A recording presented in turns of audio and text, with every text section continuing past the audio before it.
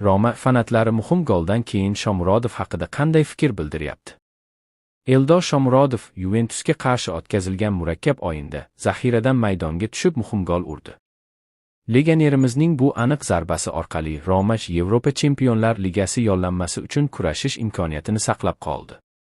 Poytaxt klubining ashaddiy fanatlari klubning ijtimoiy tarmoqlardagi rasmiy sahifalarida muhokamani to'xtatayotgani yo'q.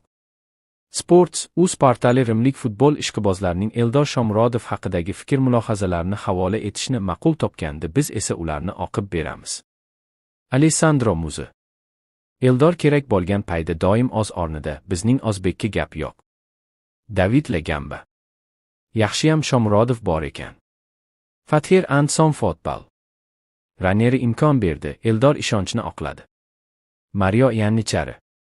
40 million yevro to'langan o'yinchidan 20 million yevroli futbolchi foydali chiqib qoldi.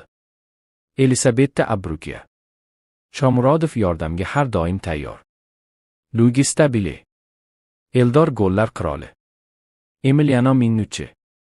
Shomurodovga umrbod davom etadigan shartnoma bering. Massimiliano Fratocchi.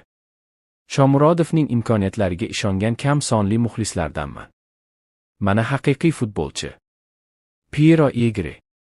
Eldor maydonga tushishi bilan borini berib o'ynaydi. Hujum uyushtiradi, himoyaga qaytadi. Paulo Barabani. Dovbikka qaraganda Shomurodov yaxshiroq. Bizning Claudio Ranieri Eldorning kerakligini faqat yutqazayotganimizda tushunib etadi. Stefano Tordi. Eldorning goli xursand qildi. Ikkinchi bo'limda yaxshi o'ynadik. Stefano Pizzi. Eldor Roma xaloskori. Michele Annucci. Eldor jamoa uchun muhim figuraga aylanmoqda. Dovbik yaxshi o'ynay boshladi. Ko'p narsa mana shu ikki hujumchiga bog'liq. Thomas Nevkirk. Ranieri Shomurodovni qachon maydonga tushirishni biladi. Shuning uchun ham muxlislar bu murabbiyni yaxshi ko'radi. Monricki. Bu goldan keyin Shomurodovning nomi tushirilgan Roma formasini sotib olaman. Gianluca Burchelli. Jangovar durang, adolatli natija. Endi ikki hujumchi bilan o'ynashga o'tish kerak. Eldor Shomurodovni asosiy tarkibda tushiradigan vaqt keldi. Uning ketishiga yo'l qo'ymaslik kerak. Merse de Cesare.